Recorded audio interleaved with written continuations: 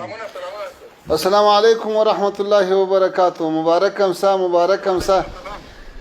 دا سپلو خیر اوسې، تاسو دې مبارک ډېر زیات او ټول ته دې ټول هیواد ته دې دا بریا مبارک.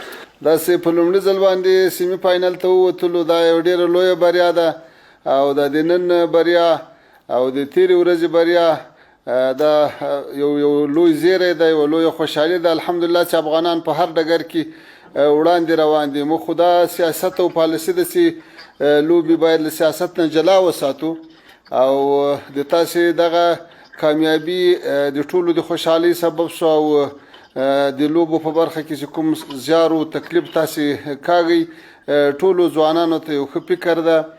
ځوانان له ډېرو غلطو فکرونو، له نشو او له اختلافاتو نه راګرځي. دا ټولو کې د تاسې خیر ده. نو دا چې تاسې په هر میدان کې د افغانانو شمله هسکه ساتئ، تاسې ته دې مبارک وي، ټولو افغانانو ته دې مبارک وي او الله تعالی دې نور توفیق درکړي. په مخ کې دوه لوبې چې پاته دي هغو کې بریا درته غواړو او ښه آمادګي او ښه احتیاط. انشاءالله مونږ به کوشش هم دا هدف هم دا دی چې ښه وځلیږو، خپل وطن نوم نور هم اوچت کړو. ټولو لوبغاړو په نمایندګۍ ډېره زیاته مننه او په دې هیله چې انشاءالله روانو لوبو کې هم همدغسې ښه وځلیږو او ستاسو د سپورټ نه، ستاسو د دعاګانو نه همیشه مونږ ته دعا کړې ده، مونږ هم سپورټ کړي یو.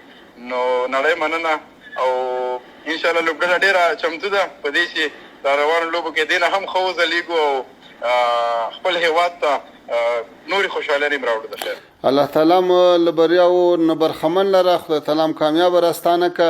همدغه کامیابۍ چې دا اوس حاصلې شوې دا هم ډېرې لویې لاسته راوړنې دي چې د افغانستان نوم په نړیوال ډګر باندې رالوړ سو. خدای تعالی دې همیشه همداسې سرلوړي لري. ډېره مننه. ټولو ملګرو ته دې ما له خوا سلامونه وایه، ټولو ته مبارکي ورکړه او الله تعالی هم کامیابه لره.